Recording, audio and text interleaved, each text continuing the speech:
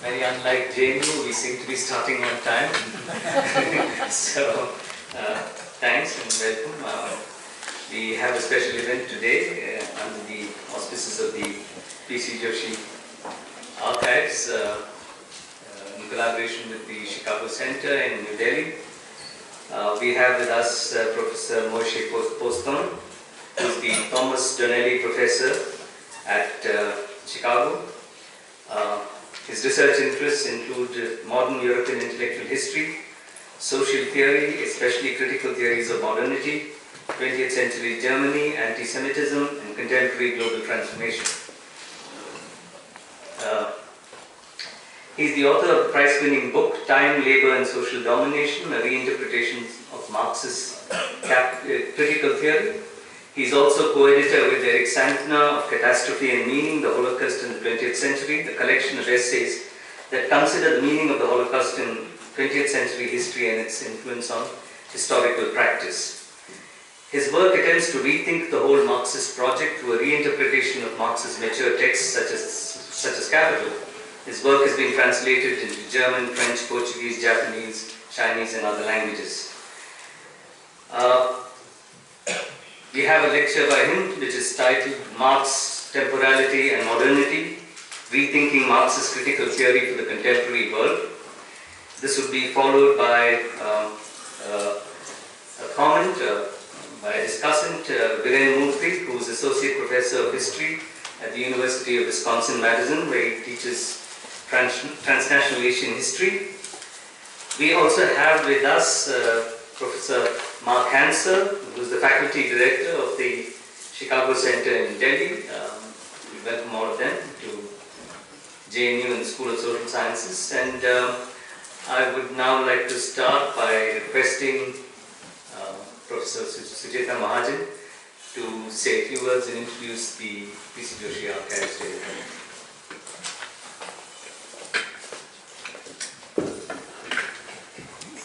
Friends, it's a pleasure to be able to invite and welcome all of you today to this event, which is, I hope, the beginning of a collaboration with the Chicago Center in Delhi and with JNU, and more especially the Archives on Contemporary History, which is known popularly as the PC Joshi Archives, after its founder. It was set up in 1970. PC Joshi, some of you may not know, was the General Secretary of the Communist Party of India during a very creative phase in its history. And JNU was extremely lucky to have him come along with his whole archive of documents and set up house literally in JNU and then set up his archives. The archives is essentially a niche archives.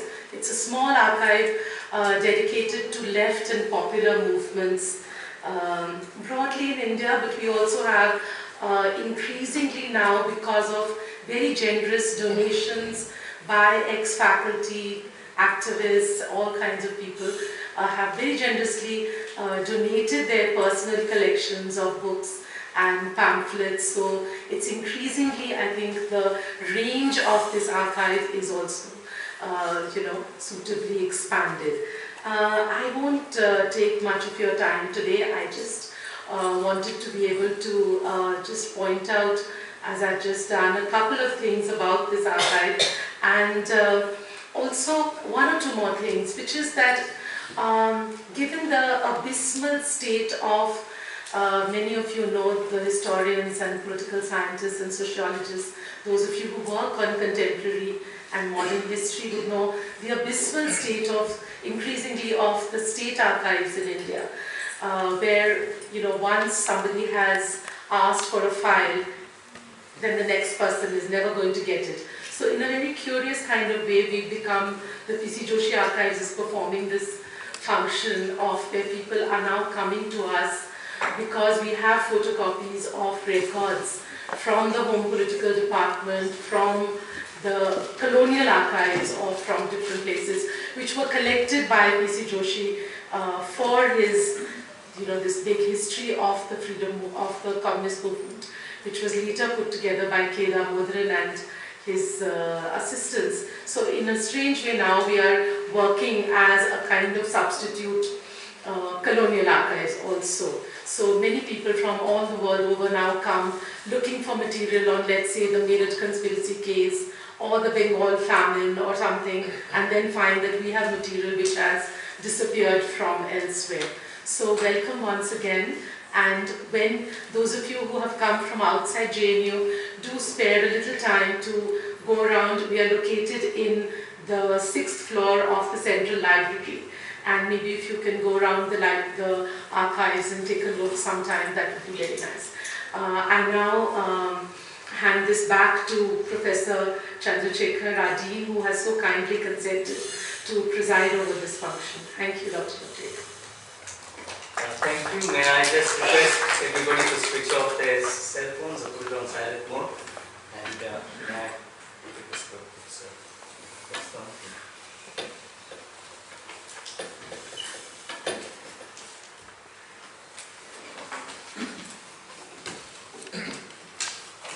Is this working? Yes, it is. Yes. Okay. Thank you for the introduction, the generous introduction. This is my first time in India, and I am truly honored to be able to speak to you here at JNU. I'm not sure if my talk, if I can fit it into 40 minutes. We'll have to see. It's fairly dense, and I don't do PowerPoint. I am by no means an expert on South Asia. Nevertheless, I would maintain that an adequate understanding of its modern historical development, and indeed that of any country or region in the world today, cannot be based on considerations of local, national, or regional conditions alone. Rather, such conditions must be framed with reference to the global historical developments that mark the modern world. This is not to suggest that those developments are unitary, homogeneous, or modular. How unevenness is understood, however, depends on how the overarching historical development of modernity are analyzed. These global historical developments, I suggest, can best be grasped by a critical history of capitalism, which should be understood not only as a system of exploitation based on class, a category that in recent years frequently has been joined with those of gender and race as categories of identity and oppression, nor does the idea of capitalism refer only to a determinate form of inequality. Rather, especially as viewed from the vantage of the present, I suggest that capitalism should first and foremost be understood as a form of life that is characterized by a unique historical dynamic that is both spatial and temporal.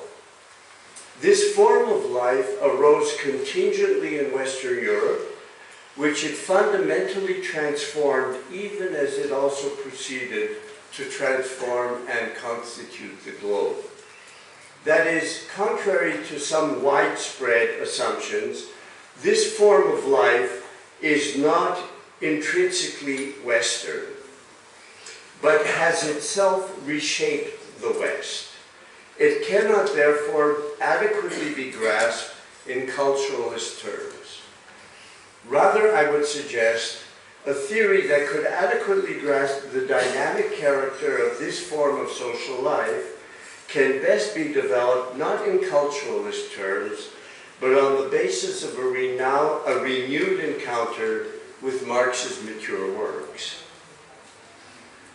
Why bother rethinking Marx's analysis of capitalism at all? For many, the collapse of the Soviet Union and China's transformations marked the final end of socialism and the theoretical relevance of Marx. This demise was also expressed on another level by the emergence of other kinds of critical theoretical approaches, such as post-structuralism and deconstruction, which sought to provide critiques of domination that avoided what they regarded as the pitfalls of grand programs of human emancipation.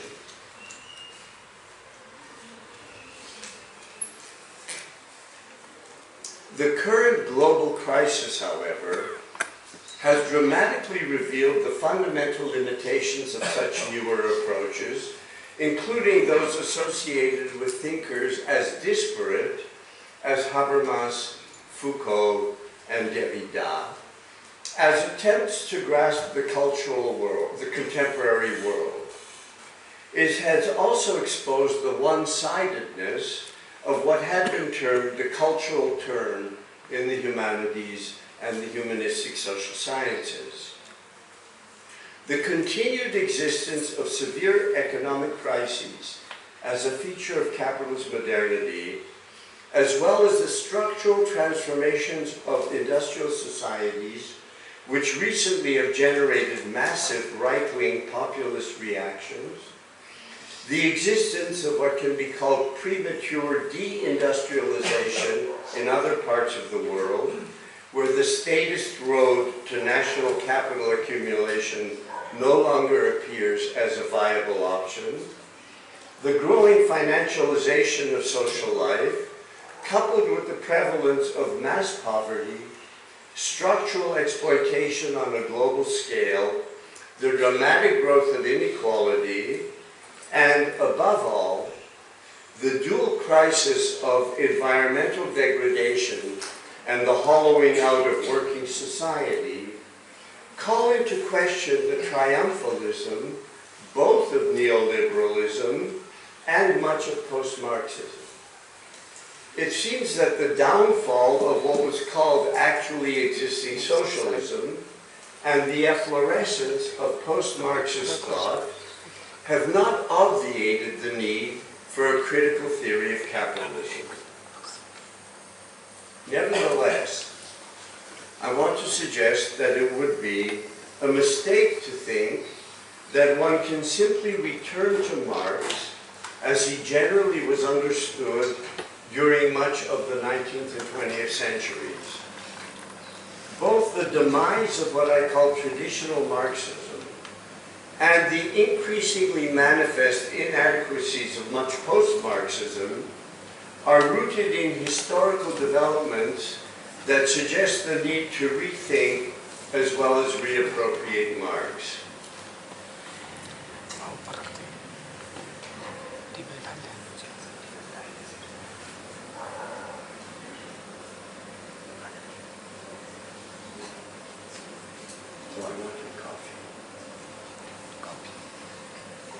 Yes.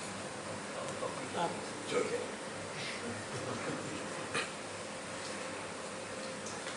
My focus on the historically dynamic character of capitalist society is an attempt to respond to the patterns of the pattern of overarching global transformation of the past century.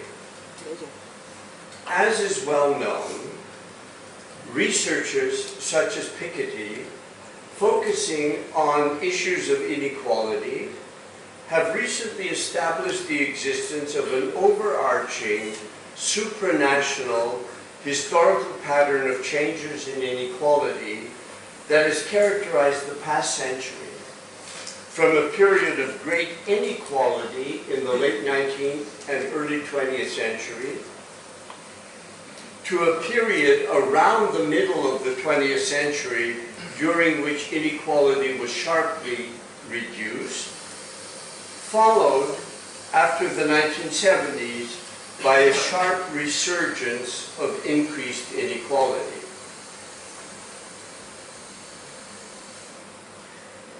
This pattern not only reveals the extreme skewing of wealth and political power in the contemporary world, but also calls into question understandings of modern historical development in linear terms, as is arguably the case in modernization theory, for example. Moreover, this pattern of changes in inequality that people like Piketty Saez have indicated parallels other overarching patterns. For example, the average rate of economic growth for advanced capitalist countries was relatively low during the first half of the 20th century, then more than doubled in the mid-20th century, that is, the period of lowest inequality, before declining after the 1970s. Changes in rate of GDP per capita follow a similar process. These patterns, and many others, seem to be interrelated.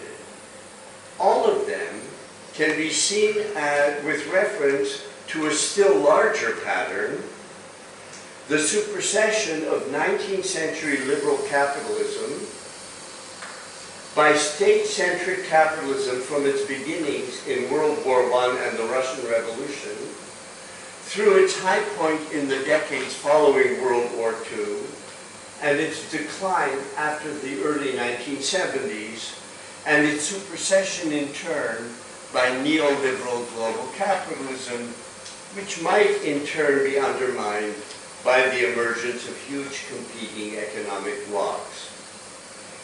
Now, what's significant, and why I'm trying to emphasize these patterns, what's significant is the global character of these patterns.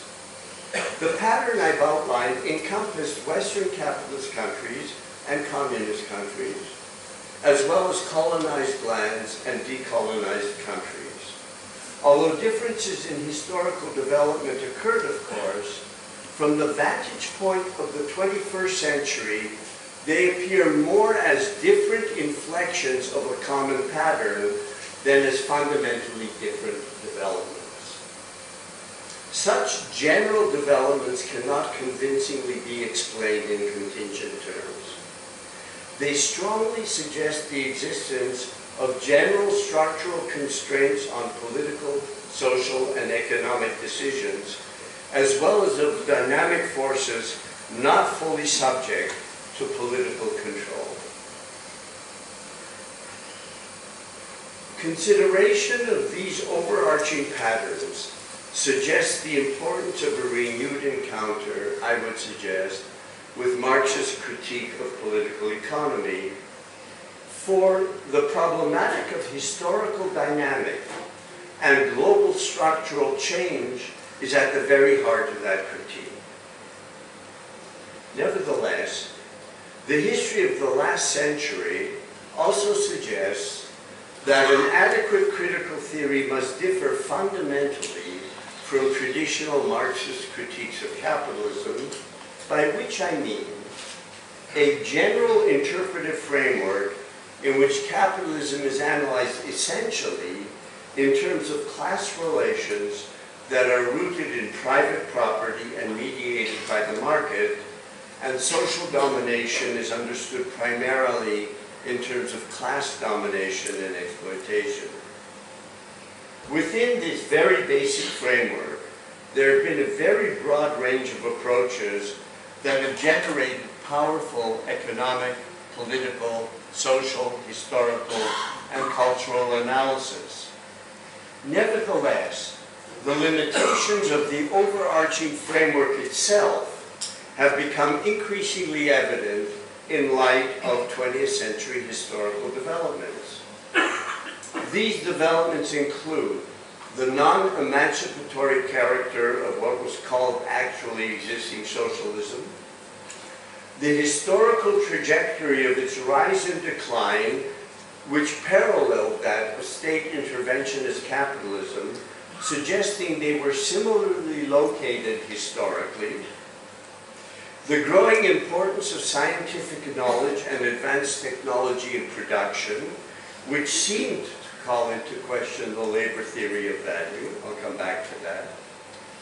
Growing criticisms of technological progress and growth, which opposed the productivism of much traditional Marxism, and the increased importance of non-class-based social identities.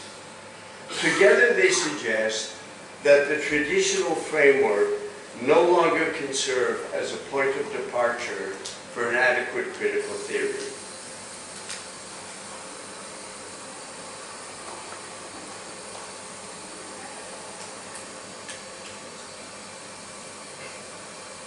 Consideration of the general historical patterns that have characterized the past century, then, calls into question both traditional Marxism, with its affirmation of labor and history, as well as post-structuralist understandings of history as essentially contingent. Nevertheless, such consideration does not necessarily negate the critical insight informing attempts to deal with history contingently, namely that history, if it is understood as the unfolding of an imminent necessity, delineates a form of unfreedom. This form of unfreedom, as I will elaborate, is the central object of Marx's critique of political economy, which grounds the historically dynamic character and structural changes of the modern world in imperatives and constraints that are historically specific to capitalist society. Far from viewing history affirmatively, Marx grounds the directional dynamic of modernity in the category of capital, thereby grasping it as a form of domination, of heteronomy. This focus ultimately points to a basic rethinking of what is meant by history and temporality. Within the framework that I am going to be outlining, Marx's critique is not undertaken from the standpoint of history and labor, as in traditional Marxism. On the contrary, the historical dynamic of capitalism and the seemingly ontological centrality of labor have become the objects of Marx's critique. By the same token, Marx's mature theory no longer purports to be a transhistorically valid theory of history and social life, but is self-consciously historically specific and calls into question any approach that claims for itself universal transhistorical validity. It should be evident, according to what I've outlined, that the critical thrust of Marx's analysis, according to this reading, is similar in some respects to post-structuralist approaches, inasmuch as it entails a critique of totality and of a dialectical logic of history. However, whereas Marx treats such conceptions as expressions of the reality of capitalist society, post-structuralist approaches deny their validity by insisting on the ontological primacy of contingency. From the point of view of Marx's critique of heteronomous history, any attempt to recover historical agency by insisting on contingency in ways that deny or obscure the domination of capital is ironically profoundly disempowering. The attempt to recover agency is disempowering.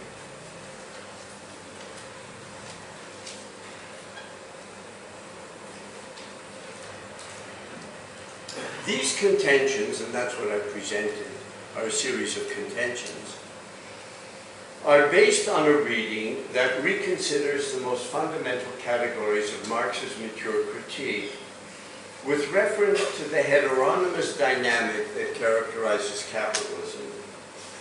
Within the traditional framework, his categories, value, commodity, surplus value, capital, have generally been taken as economic categories that affirm labor as the source of all social wealth and demonstrate the centrality of class-based exploitation in capitalism.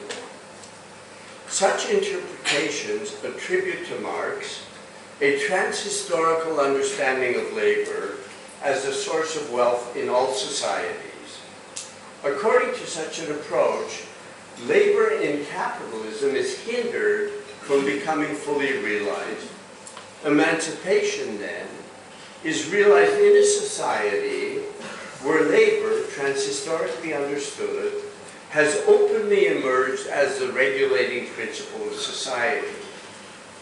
This notion, of course, is bound to that of socialism as the self-realization of the proletariat. Labor within this framework provides the standpoint of the critique of capitalism. A close reading of Marx's mature critique of political economy, however, calls into question the transhistorical presuppositions of this traditional interpretation. Marx in the Grundrisse explicitly states that his fundamental categories are historically specific. Even categories such as money and labor that appear transhistorical because of their abstract and general character, and this is a little tricky, are valid in their abstract generality only in capitalism, according to Marx. This calls into question many understandings of Marx's categories. The meaning and plausibility of those categories depends on how one understands what they were intended to illuminate. I shall briefly refer to Volume 1 of Capital to outline a non-traditional understanding of their object.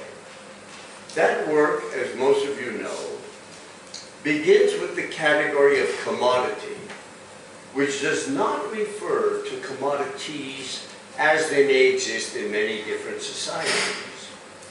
Rather, Marx takes this term and he uses it to refer to the most basic social relation of capitalism, its fundamental structural principle, which is characterized by a historically specific dual character, what he calls use value and value.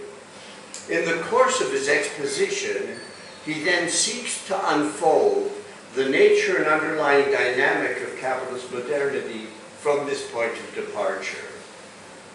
At the heart of his analysis is the idea that labor in capitalism has a unique socially mediating function that is not intrinsic to laboring activity per se.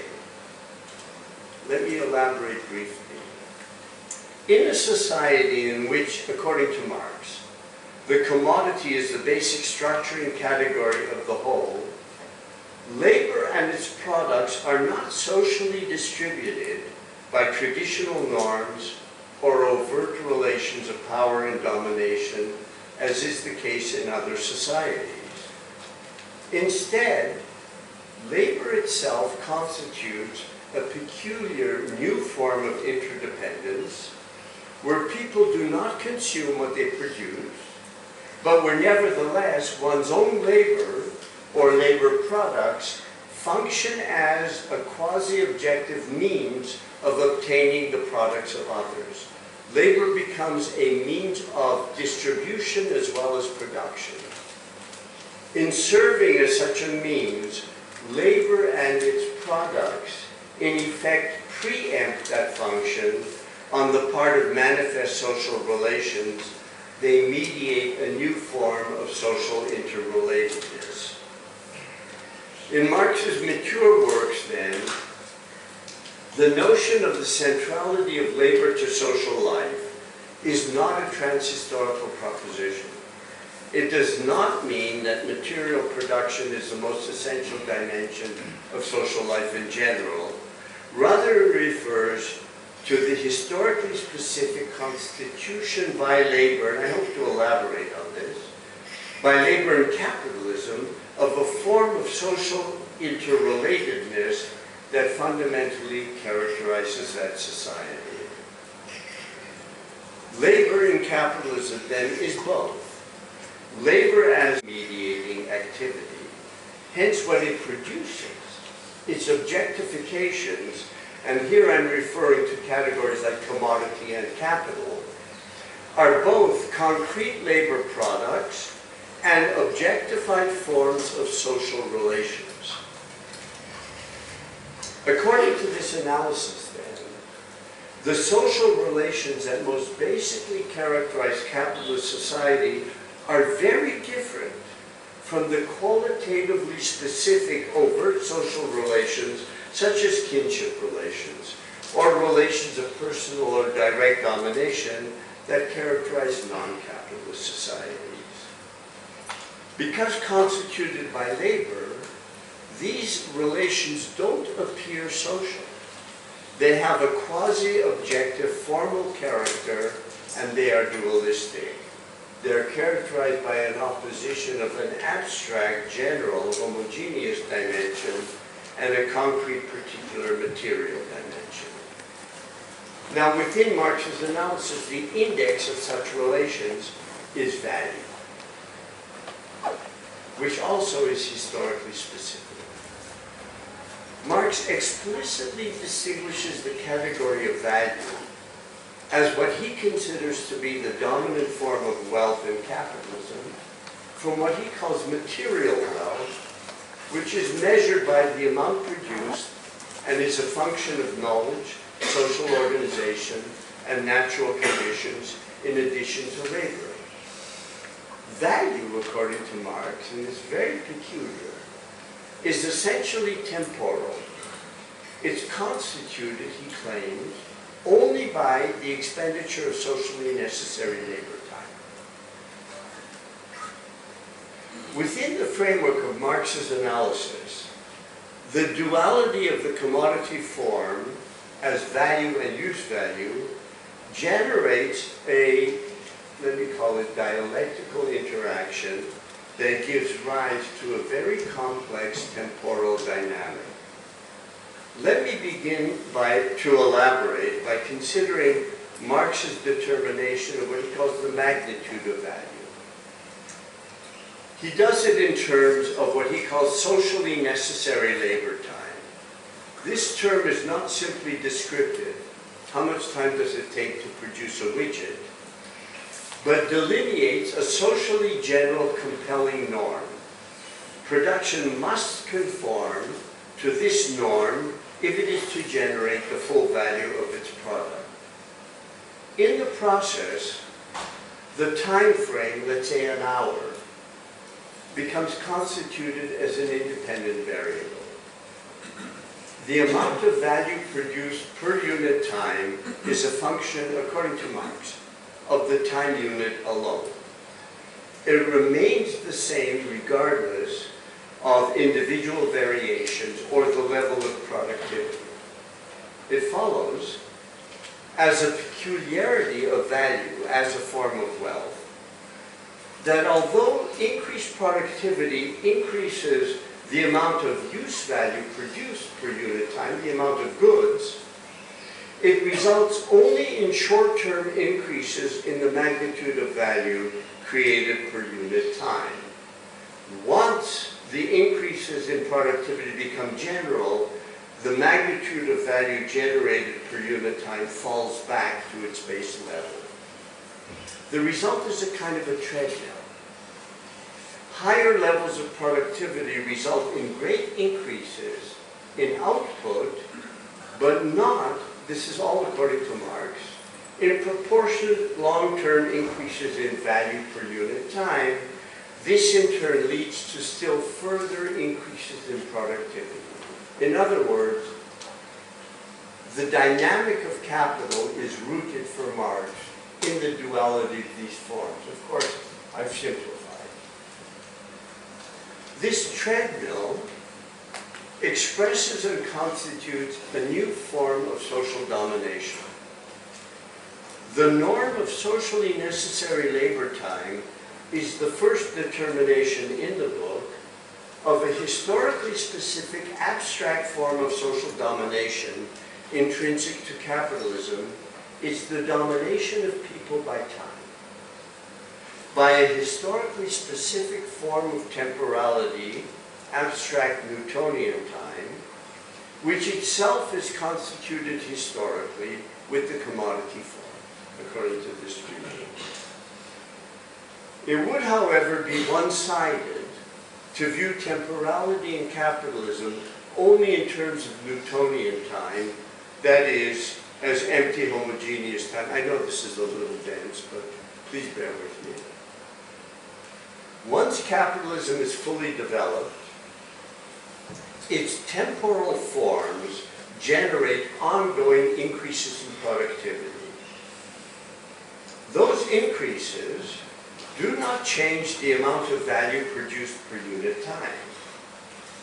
However, they change the determinations of what counts as a unit of time. So you have this paradox. The unit of abstract time remains constant. The same unit of time generates the same amount of value, yet changes in productivity redetermine that unit. They push it forward, as it were. This movement is one of time. Hence, it cannot be apprehended within the frame of Newtonian time, but requires a superordinate frame of reference within which the frame of Newtonian time moves. This movement of time I would call historical time. The redetermination of the abstract constant time unit redetermines the compulsion associated with the unit. In this way, the movement of time acquires a necessary dimension. Historical time, therefore, does not suggest the negation of abstract time, as Georg Lukács would have it. Rather, abstract time and historical time are interrelated. Note that within this framework, which I presented, admittedly, in a very dense form, neither form of temporality is a purely cultural construct. Instead, both are moments of a historically constituted process. Both within the framework of Marx's analysis emerge historically with the development of the social forms of capitalism, whereby they are constituted as structures of domination.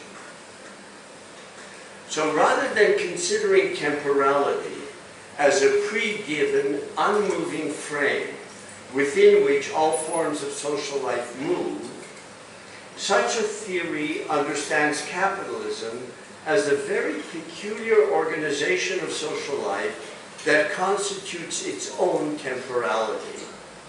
It is structured by historically unique forms of social mediation that are intrinsically temporal, and it's these forms that underlie a peculiar historical dynamic that is both historically specific to capitalism and global.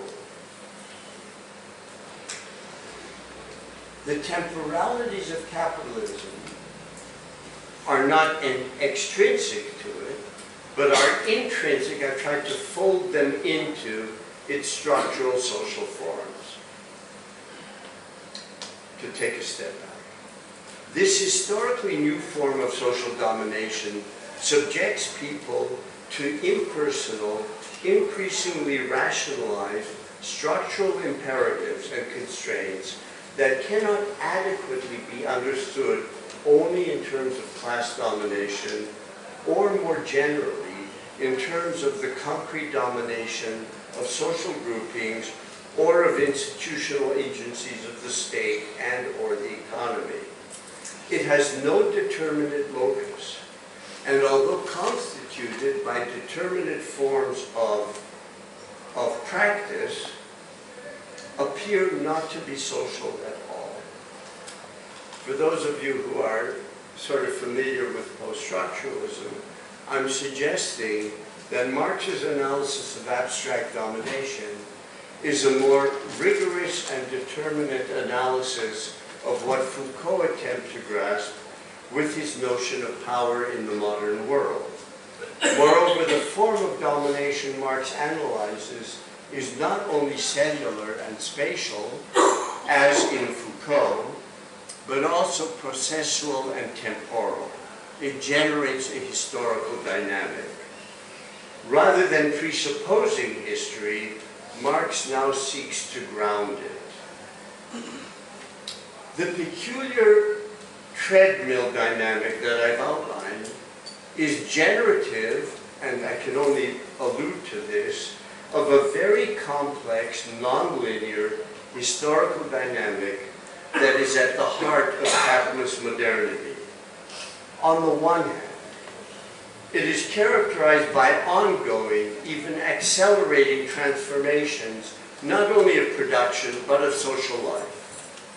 On the other hand, this historical dynamic entails not only transformation, but the ongoing reconstitution of its own fundamental condition as an unchanging feature of social life, namely, that value is reconstituted, that social mediation ultimately remains effected by labor, and that living labor remains integral to the total social process of production, regardless of the level of productivity. The historical dynamic of capitalism, as I'm outlining it, does two things. It ceaselessly generates what's new, while regenerating what is the same. As I will elaborate, it both generates the possibility of another organization of labor and social life, and at the same time, structurally hinders that possibility from being realized. The dynamic generated by the dialectic of abstract time and historical time is at the heart of the category of capital, which does not refer simply to means of production that are owned privately, according to Marx. Rather, it is a category of movement. Marx refers to it as value in motion, which has no fixed material embodiment. For those of you who are at least a little familiar with philosophy and with Hegel, it's significant that when Marx, in the book Capital, first introduces the category of capital, he describes it with exactly the same language that Hegel uses in the phenomenology when he refers to the world historical spirit, the Geist, the self-moving substance, which is such a very obscure language. In so doing, but by using exactly that language, Marx suggests that Hegel's notion of history as having a logic, as the dialectical unfolding of a subject, is valid, but only for capitalist modernity. Moreover, Marx does not identify the subject with the proletariat, or even with humanity. Instead, he identifies it with capital, a dynamic structure of abstract domination that is constituted by humans, but becomes independent of their will.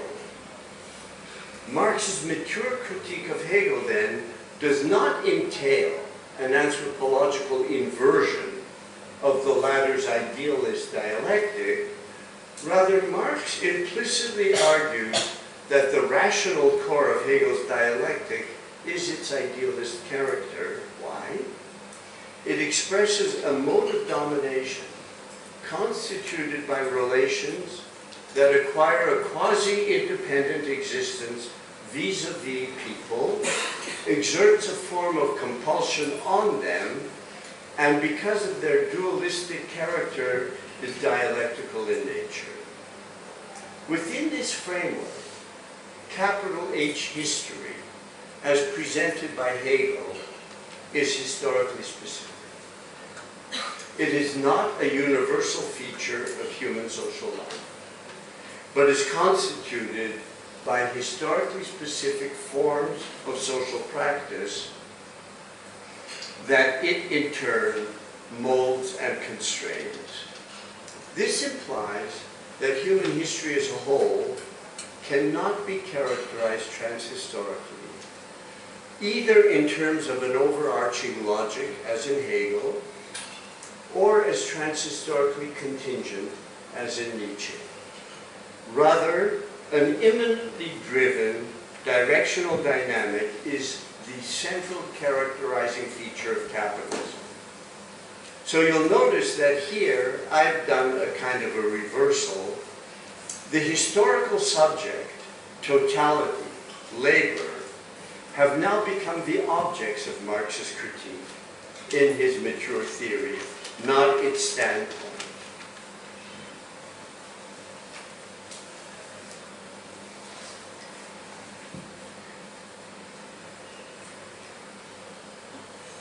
This understanding of capitalism's complex dynamic, and I have to, of course, skip over a great deal, is relevant to the looming contemporary dual crisis, that of environmental degradation and the demise of laboring society.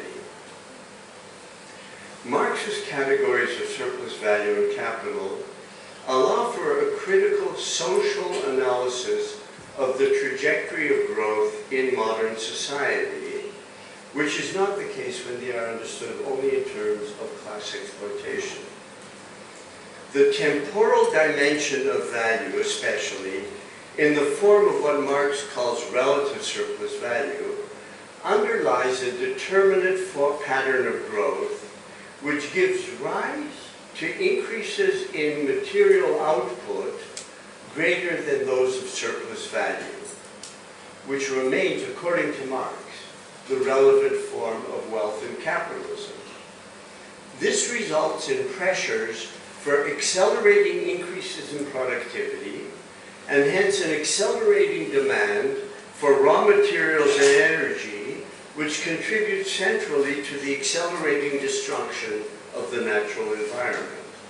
Within this framework, the problem with economic growth in capitalism is not only, as traditional Marxism correctly pointed out, that it is crisis-ridden, rather the form of growth itself is problematic. This suggests that the trajectory of growth would be different if the ultimate goal of production were increased quantity of goods rather than surplus value. The root of this problem within this theoretical framework is that value, as a temporal form of wealth, transforms production in spite of appearance into a very peculiar, almost metaphysical process whereby matter is transformed into units of abstract time.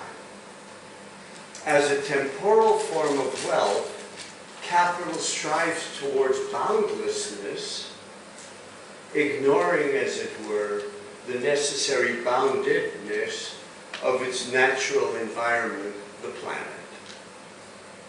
This approach also provides the basis for a social analysis of the structure of social labor and production in capitalism as contradictory. The drive for ongoing increases in productivity also leads to the growing importance of science and technology in production. What is involved here, viewed from one angle, is the rapid accumulation of socially general knowledge which is promoted by the dynamic of capital. The tendency of this historical development is to render production based on labor time, that is on value, and hence on proletarian labor, as increasingly anachronistic. This, on the one hand, opens the possibility of large-scale, socially general reductions in labor time and fundamental changes in the nature and organization of labor, which indicates, and this is only on the one hand, that the abolition of capitalism for Marx would not entail the self-realization of the proletariat, but its self-abolition. On the other hand, because the dialectic of value and use value not only drives productivity forward, but always reconstitutes value, it thereby structurally reconstitutes the necessity of value-creating labor, proletarian labor.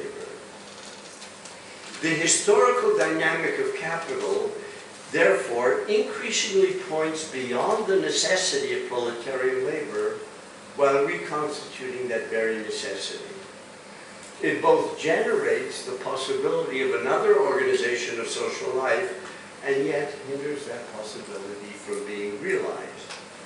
This tension skews the form in which the possibility emerges historically. As a result, within the framework of this explanatory attempt, as a result of the ongoing reconstitution of capital's fundamental forms, the historical possibility of the abolition of proletarian labor appears inverted historically in the form of increases in superfluous labor, in the superfluity of an increasingly large proportion of working populations, of increasing in the permanently unemployed and the precariat, the underemployed.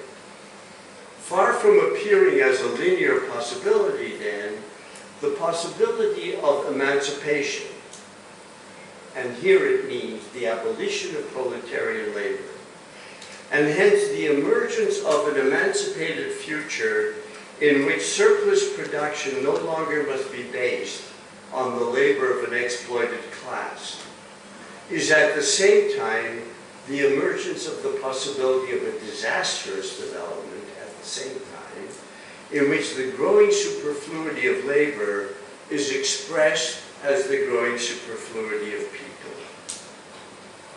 Capital, therefore, generates the possibility of a future society, but does so in a form that at the same time is increasingly destructive of the environment and the working population. So, what I've outlined is really sort of a reversal of a lot of Marx. If we had time, I would then ground all of this. But what I've tried to outline is a fundamental crisis that occurs as the underlying social forms of capitalism, as understood within this framework, become anachronistic while remaining necessary, giving rise to enormous shearing pressures with potentially disastrous consequences. It also suggests that categories such as class, or gender, or race are not stable historical categories, but are in flux, constituted and reconstituted by the dynamic flow of capital.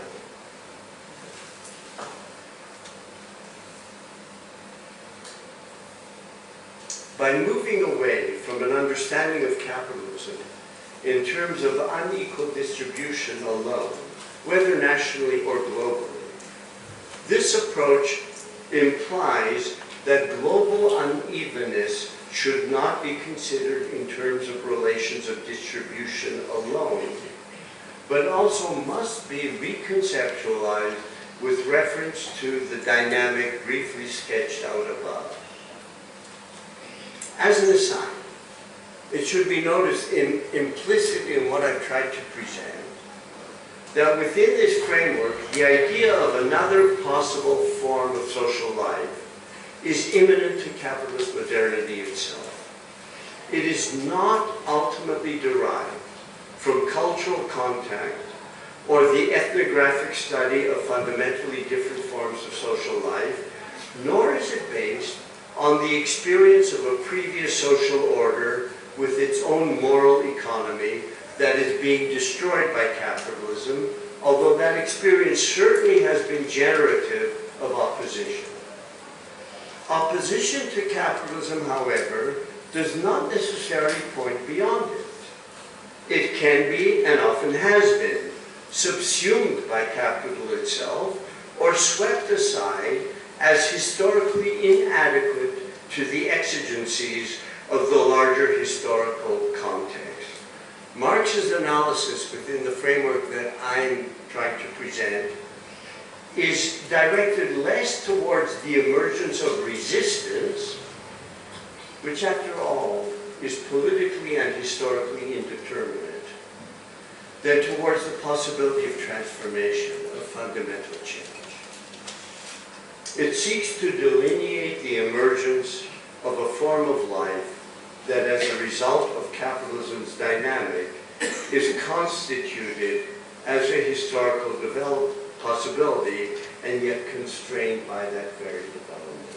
This gap between what is and what could be allows for a future possibility and the imaginary of a future possibility.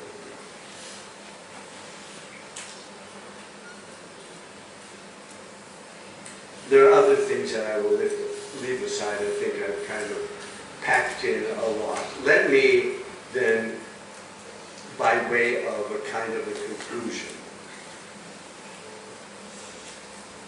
it's become evident, considered retrospectively, that the social, political, economic, cultural configuration of capitalist hegemony has varied historically from mercantilism through 19th century liberal capitalism, 20th century state-centric Fordist capitalism, to contemporary neoliberal global capitalism.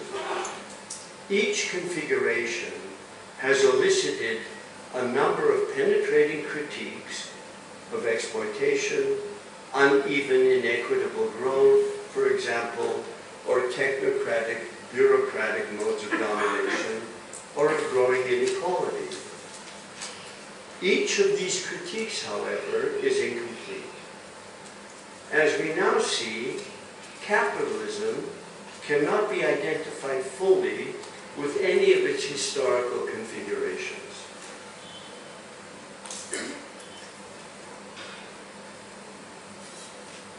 I am seeking to differentiate between approaches that, however sophisticated, ultimately are critiques of one historical configuration of capitalism, and an approach that seeks to allow for an understanding of capital as the core of the social formation, separable from its various surface configuration.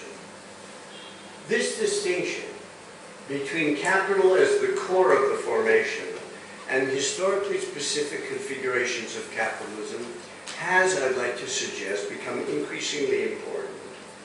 Conflating the two has resulted in significant misrecognitions. I want to recall Marx's assertion that he was an optimist. The coming social revolution should draw its poetry from the future, unlike other revolutions that focused on the past, misrecognized their own historical context. In that light, traditional Marxism, like Walter Benjamin's angel of history, backed into a future it did not grasp. Rather than pointing to the overcoming of capitalism, it entailed a misrecognition that focusing on private property and the market conflated capital and its 19th century configuration. Consequently, it implicitly affirmed the new state-centric configuration that emerged out of the crisis of liberal capitalism. The unintended affirmation of a new configuration of capitalism can be seen more recently in the anti-Hegelian turn to Nietzsche, characteristic of much post-structuralist thought since the 1970s. Such thought arguably also backed into a future it did not adequately grasp in rejecting the sort of state-centric order that traditional Marxism affirmed.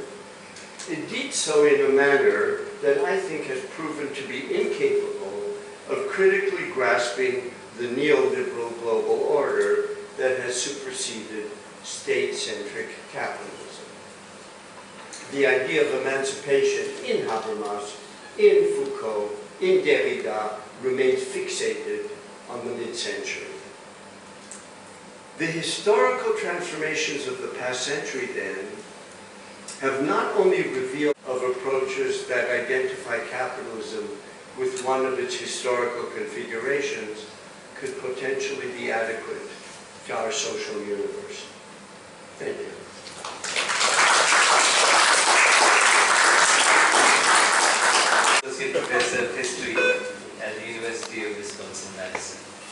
could speak from here or there, whichever suits.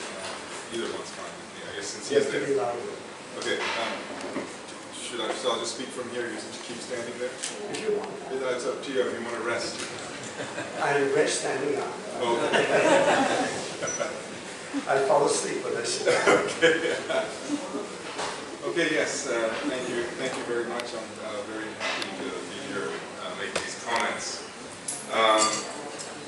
That was an extremely rich and dense paper, so I'm not going to be able to comment on everything. But I want to just highlight a number of points that might help us to open up discussion. I want to begin with the problem of history, because I think Professor Postone's use of the concept of history and historical time is somewhat unusual. And so... I think there's a word of that. No, well, but I think the best way to sort of grasp the difficulty is perhaps by way of anecdote.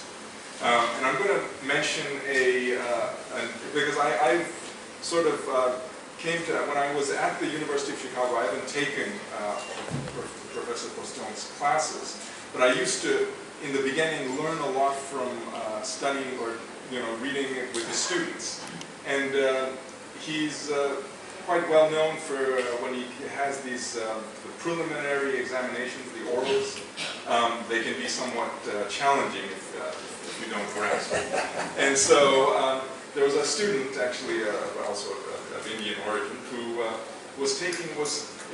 came to the library, was somewhat depressed, and he said, I had a really tough preliminary exams. And I said, okay, well, so then I said, I was very curious, and he was, Moishe was really asking very difficult questions. And I said, what is this? He goes, well, it started like this. He goes, okay, it was a field on social theory. And he says, okay, so you've read Marx, you've read Weber, you've read Durkheim, and many others, and all of these theorists have a theory of history, right? And the student is like, yes. And Moishe goes, wrong. There is one theorist among your list who does not have a theory of history. And my question to you is why? Okay, and he said at that time, he goes, began to sweat, and I was like, okay, I know Moishe is asking the question, so the answer has to be Marx. So